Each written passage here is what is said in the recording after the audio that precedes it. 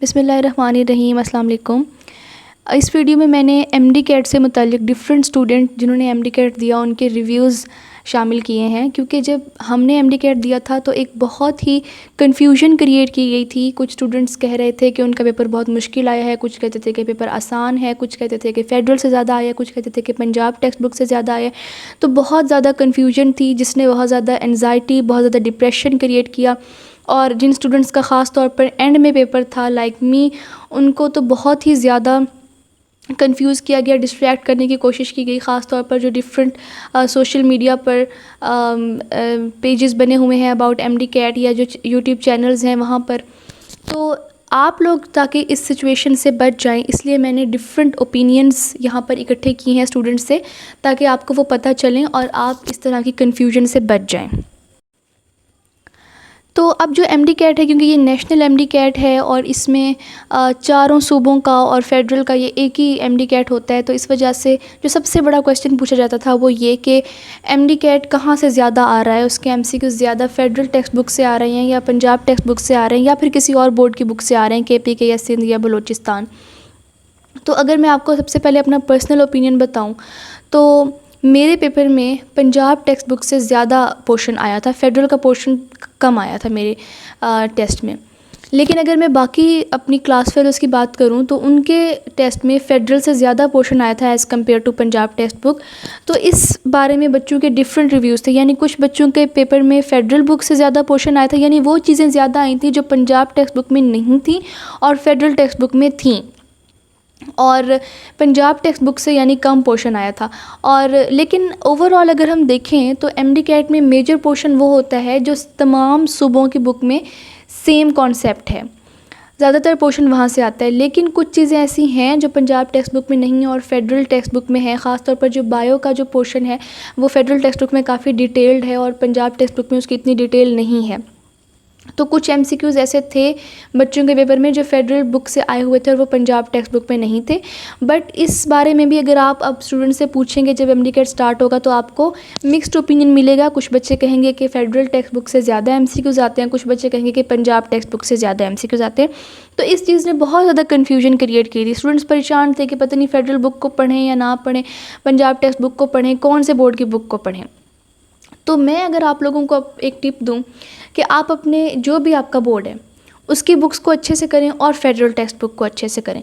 ये दो चीज़ें आपने फॉलो करनी है और आपका एमडी कैट इंशाल्लाह बहुत अच्छा हो जाएगा अगर आप ये दो चीज़ें करें कि जिस बोर्ड से भी आपका ताल्लुक़ है, बलूचिस्तान बोर्ड से हैं, सिंध से हैं, पंजाब से हैं, केपी के से हैं, अपने बोर्ड की बुक्स जो टेक्स्ट बुक हैं और फेडरल टेक्स्ट बुक साथ में, इनको आप अच्छे से कर लें तो आपका एमडी कैट इंशाल्लाह बहुत अच्छा हो जाएगा।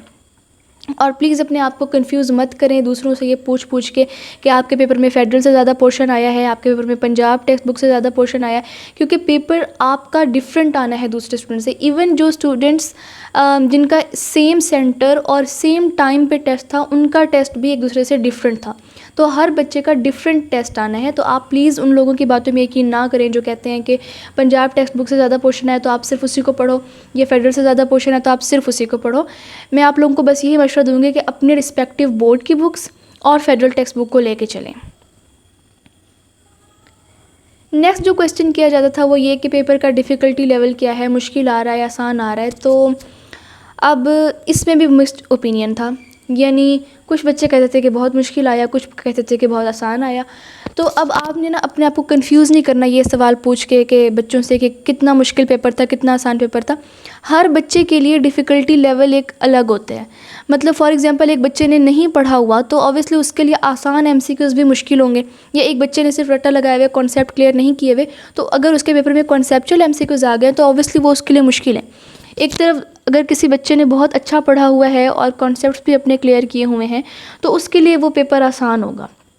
तो आपने ये कंफ्यूज नहीं होना स्टूडेंट से ये पूछ पूछ के जो आपसे पहले पेपर देकर आए कि पेपर का डिफ़िकल्टी लेवल क्या है। ये जैसे डिफरेंट यूट्यूब चैनल्स पर आ जाता है कि जी बहुत मुश्किल एमडी कैट आ रहा है और ये बातें सुनकर स्टूडेंट्स बहुत परेशान हो जाते हैं, डिप्रेशन में चले जाते हैं, तैयारी भी नहीं हो पाती जिनका एंड डेज़ में एमडी कैट होता है। तो अपने आप को इस तरह की डिस्ट्रैक्शन से आपने बिल्कुल अलग कर लेना है। जो चीज़ें आपके फ़ायदे की हैं ना वो आप ज़रूर पूछें, जो मैं आपको आगे चल के बताती हूँ कि क्या चीज़, कौन से सवाल ऐसे हैं जो आपको फ़ायदा दे सकते हैं। अच्छा, नेक्स्ट जो क्वेश्चन पूछा जाता था वो ये कि आउट ऑफ सिलेबस MCQs आ रहे हैं। ये हमारी दफ़ा जब MD कैट हुआ था तो बहुत ज़्यादा ये हुआ था कि आउट ऑफ सिलेबस MCQs आ रहे हैं। तो आपने अब क्या करना है कि मैं आपको अपना एक्सपीरियंस बताती हूँ कि जब हम एकेडमी जाते थे और MD कैट स्टार्ट हो चुका था मेरा, क्योंकि बिल्कुल एंड पे था, 28 सितंबर को था और 31 अगस्त से MD कैट स्टार्ट हो चुका था। तो हमारे जो टीचर्स थे वो डिफरेंट स्टूडेंट्स से रिव्यूज़ लेकर हमें बताते थे। तो कुछ चैप्टर्स ऐसे होते हैं, स्पेसिफिक चैप्टर्स ऐसे होते हैं जो आपके सिलेबस में मेंशन नहीं होते, बट वहाँ से हर पेपर में कोई ना कोई MCQs आ रहा होता है। जैसे कि हमारा सेकेंड ईयर का जो सेकेंड ईयर केमिस्ट्री का मैक्रोमोलिक्यूल्स वाला जो चैप्टर है, जिसमें प्रोटीन्स, अमीनो एसिड्स वगैरह शामिल है, ये हमारा सिलेबस में मेंशन नहीं था, बट यहाँ से तकरीबन हर पेपर में यहाँ से 3 से 4 MCQs आए और मेरे अपने पेपर में भी यहाँ से MCQs आए, हालांकि ये सिलेबस में मेंशन नहीं था। तो हमारे टीचर्स ने बिल्कुल एंड पे जाके हमें बताया कि इस चैप्टर में से MCQs आ रहे हैं, तो आप लोग इस चैप्टर को रीड कर लीजिएगा। तो मैंने उस चैप्टर को रीड कर लिया, लेकिन मैंने ऐसा नहीं किया कि मैंने सारे बायो के, सारे केमिस्ट्री के, सारे फिज़िक्स के पूरी बुक को मैंने रीड किया कि कहीं से आउट ऑफ सिलेबस आ जाए। अगर आउट ऑफ सिलेबस MCQs आए भी थे, जैसे फ़िज़िक्स में भी कुछ बच्चों के आए थे, बट वो इतने ईजी थे कि वो सॉल्व हो जाते थे। तो आउट ऑफ सिलेबस की एक तो ये है कि उनकी प्रोपोर्शन ज़्यादा नहीं होती, बहुत कम होते हैं, और अगर होते भी हैं तो बहुत आसान होते हैं। और अगर वो किसी स्पेसिफिक चैप्टर से आ रहे होते हैं तो वो पता चल जाता है कि हर बच्चा जो पेपर दे के आ रहा होता है वो यही बता रहा होता है कि इस चैप्टर में से MCQs आ रहे हैं, हालांकि ये सिलेबस में शामिल नहीं है। तो इस वजह से आपको जब एंड पे आप लोग, जो बच्चे आपसे पहले पेपर देकर आएंगे, जब आप उनसे पूछेंगे कि आपके पेपर में आउट ऑफ सिलेबस MCQs आए, तो वो फिर बताएंगे कि हाँ इस चैप्टर से आई। अगर आप एकेडमी जा रहे हैं तो वहाँ पे भी आपको टीचर्स बता देंगे कि इन चैप्टर से MCQs आ रहे हैं, तो आप इनको भी एंड में एक दफ़ा देख लीजिएगा इन चैप्टर्स को। और सारी बुक्स करने की बिल्कुल ज़रूरत नहीं है और ना ही आपके पास इस चीज़ का टाइम है। अच्छा, दूसरी जो चीज़ थी वो ये कि इंग्लिश पोर्शन किस तरह का आ रहा है, क्योंकि जब UHS पेपर बनाता था तो वोकैबलरी आती थी, मुश्किल सिनोनिम्स आते थे और एक मुश्किल पेपर होता था इंग्लिश का। लेकिन MD कैट जो पिछली दफ़ा PMC ने लिया, उसमें जो इंग्लिश का पोर्शन था वो बहुत ज़्यादा ईजी था। मुझसे पहले जितने भी स्टूडेंट्स पेपर देकर आए सब ने यही कहा कि बहुत ईजी पेपर है। इवन कुछ बच्चों ने कहा कि 6th क्लास का स्टूडेंट भी अगर MD कैट देने चाहता तो वो इंग्लिश का पोर्शन कर लेता। इस कदर इजी MCQs आए थे इंग्लिश के पेपर में, और बहुत ही बेसिक लेवल के क्वेश्चंस थे इंग्लिश के पोर्शन में। जो आपने प्रैक्टिस टेस्ट सॉल्व किए होंगे उससे भी आपको अंदाज़ा होगा कि इंग्लिश का पोर्शन किस कदर इजी होगा या पिछली दफ़ा कितना इजी था। तो लेकिन अगर मैं अपना बताऊं तो मेरा जो इंग्लिश का पेपर था वो थोड़ा सा ट्रिकी था। उसमें थोड़े से यानी मुश्किल क्वेश्चंस थे, उसमें एरर स्पॉट करना था, उसमें इतने सिंपल क्वेश्चंस नहीं थे, बट डिफ़िकल्टी लेवल इंग्लिश का वो नहीं था जो UHS का होता है। आपने अगर UHS के पेपर्स देखे हों तो वहाँ पे इंग्लिश का पेपर, उसमें काफ़ी बड़ी स्टेटमेंट्स होती हैं, वोकैबलरी के वर्ड्स बहुत मुश्किल होते हैं। ऐसा कुछ नहीं था PMC के पेपर में, और सिनोनिम्स तो बिल्कुल ना होने के बराबर थे। मेरे अपने पेपर में सिर्फ 2 आए थे और वो पास्ट पेपर्स में से थे, यानी मुझसे पहले जो बच्चे पेपर देकर आए थे उनके पेपर में वो ऑलरेडी आ चुके थे, और क्योंकि मैंने पास्ट पेपर्स किए हुए थे, यानी मुझसे पहले जो बच्चे पेपर देकर आए थे उनके पेपर में जो MCQs आए थे वो मैंने सॉल्व किए हुए थे, तो इस वजह से मैंने आसानी से वो वोकैबलरी कर ली। बाकी जो इंग्लिश का पेपर था वो as compare to UHS easy था, और मुझसे पहले जो स्टूडेंट्स देकर आए उनका तो मेरे वाले पेपर से भी ज़्यादा ईजी था। वो जिस तरह के उन्होंने क्वेश्चंस बताए वो बहुत ही बेसिक थे। नेक्स्ट अगर बात करें तो ये क्वेश्चन आता है कि फ़िज़िक्स के पोर्शन में न्यूमेरिकल ज़्यादा आते हैं या थ्योरी ज़्यादा आती है। तो अगर मैं आपको अपने पेपर का बताऊं तो मेरे पेपर में 40% न्यूमेरिकल्स थे और 60% थ्योरी का पोर्शन था। और PMC का जो थ्योरी का पोर्शन होता है वो भी कोई आसान नहीं होता, वो काफ़ी ट्रिकी होता है। मतलब स्टेटमेंट छोटी होती है बट जो उसके ऑप्शंस होते हैं ना वो काफ़ी कन्फ्यूजिंग होते हैं। तो अब आप लोगों ने ना इस बारे में भी कंफ्यूज नहीं होना कि थ्योरी ज़्यादा आ रही है या न्यूमेरिकल ज़्यादा है, क्योंकि एक बच्चा आपको बताएगा कि थ्योरी ज़्यादा थी न्यूमेरिकल्स कम थे, और एक बच्चा आपको बताएगा कि न्यूमेरिकल ज़्यादा थे और थ्योरी कम थी। तो यहाँ पे भी आपको मिक्स्ड ओपिनियन मिलेगा। तो आपने दोनों चीज़ों के ऊपर इक्वल फोकस करना है, थ्योरी पे भी और न्यूमेरिकल्स पे भी।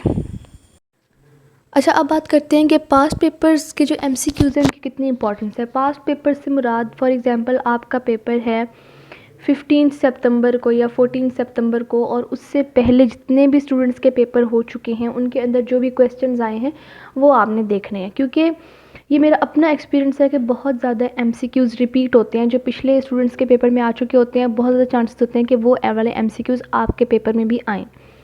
तो अब आपने जो आपसे पहले स्टूडेंट्स पेपर देकर आए, उनके पेपर में जो एमसीक्यूज़ आए हैं वो आपने ज़रूर देखने हैं। अब आप, ऐसा तो पॉसिबल नहीं है कि जितने भी स्टूडेंट्स पेपर दे के आएँ, आप एक-एक से जाके पूछें कि आपके पेपर में कौन-सा एमसीक्यूज़ आया क्या। तो मैंने इसके लिए आपको एक यूट्यूब चैनल बताया था, ऑल लर्निंग स्कूल, उसका लिंक मैंने पहले भी शेयर किया हुआ है, अब दोबारा भी मैं डिस्क्रिप्शन में उसका लिंक दे दूँगी।